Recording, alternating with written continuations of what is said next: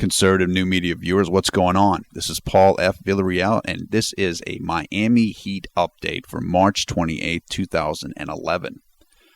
Number one, the Miami Heat set a statistical record against the Houston Rockets in their previous game. That was Chris Bosh, LeBron James, and Dwayne Wade all had 30-point, 10-rebound games in the same contest against Houston.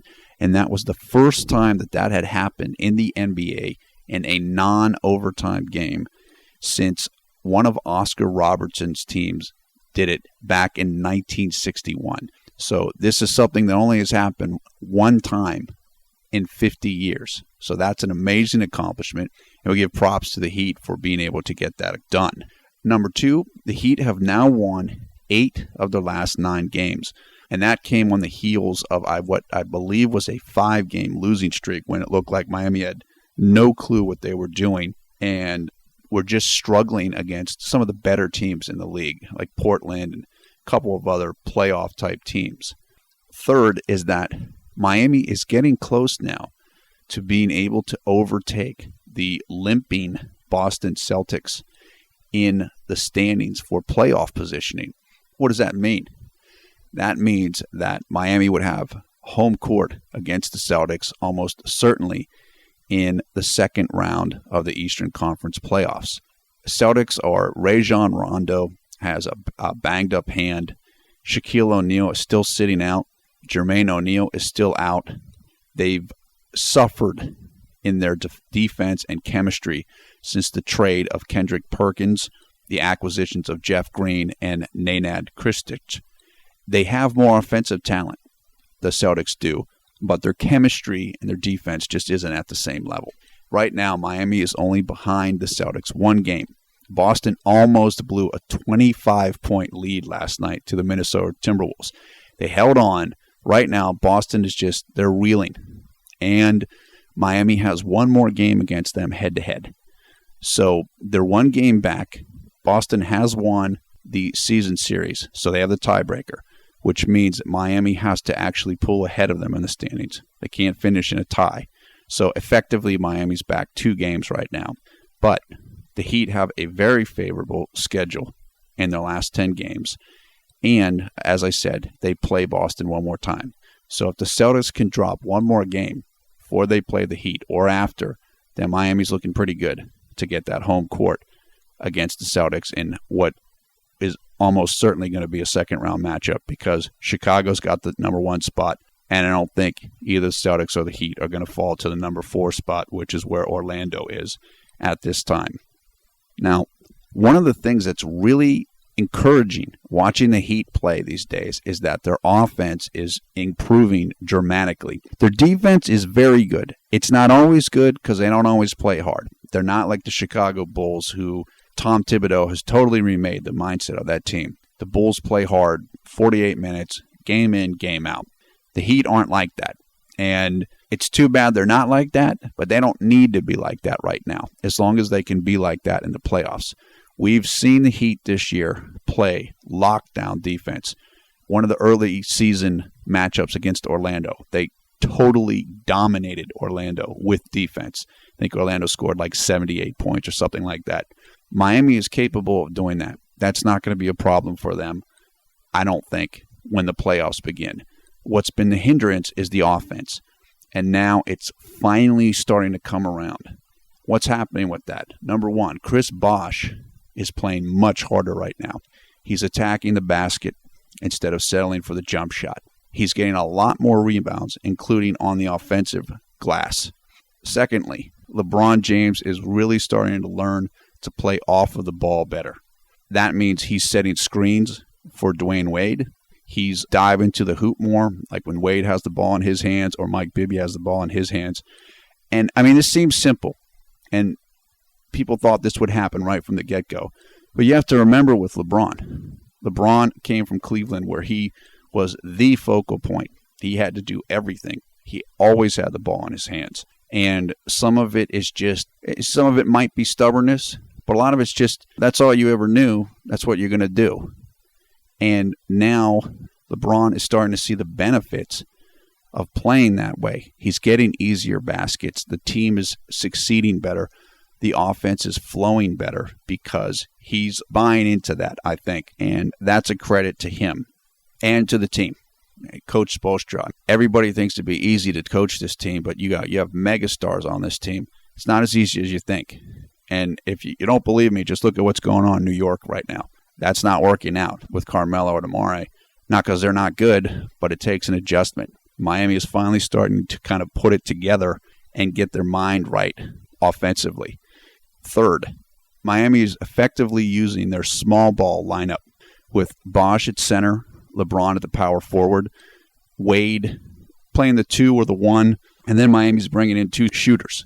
Eddie House, James Jones, Mike Miller, some combination of those 3. Unfortunately, Mike Miller still is struggling with the shot and his confidence, but against Houston, he had some nice minutes. He actually took the ball to the rim, did his usual good work on offensive rebounding. I still hope that he can come around. He's a much better player than what he showed this year, and that just hasn't come out.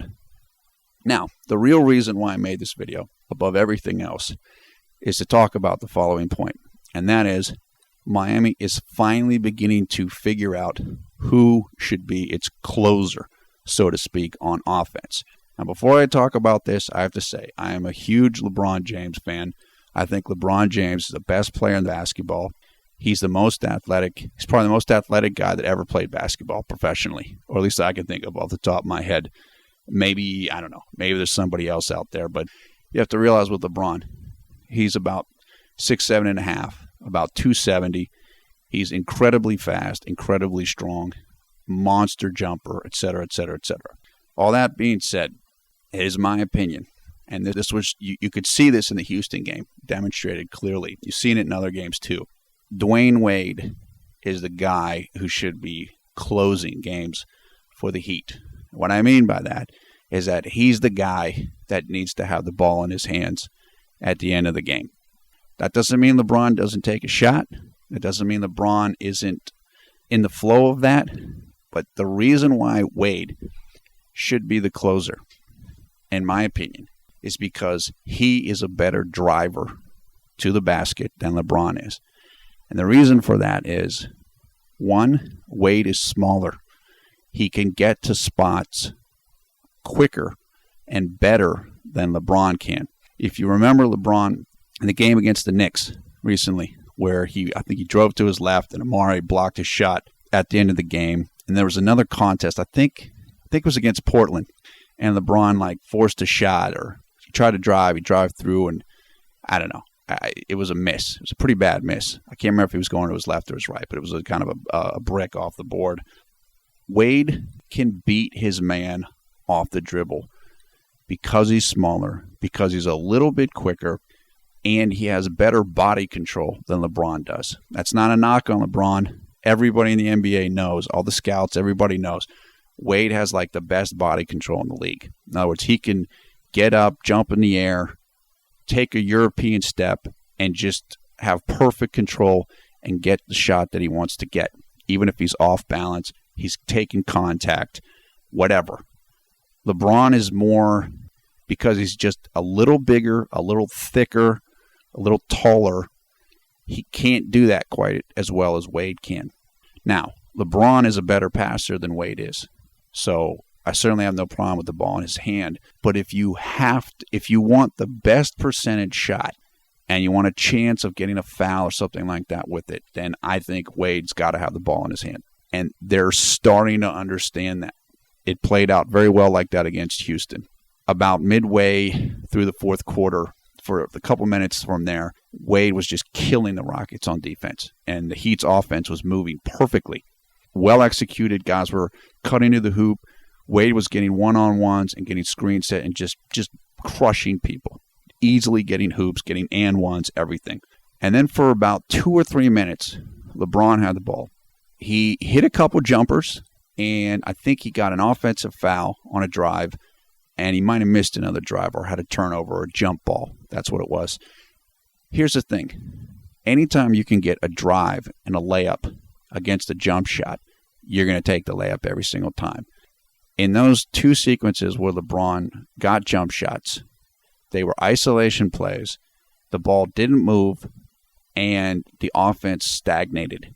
So that's not what you want, even though he did hit the shot. And then after that 2 minutes or so, they went back to Wade with the ball in his hands, and things started flowing again. And LeBron was setting picks, and guys were cutting to the hoop, etc. So you could see when the team was in that groove with Wade handling the ball down the stretch, the confidence was off the charts. Guys were confident. They knew that the Rockets couldn't stop them. It just flowed.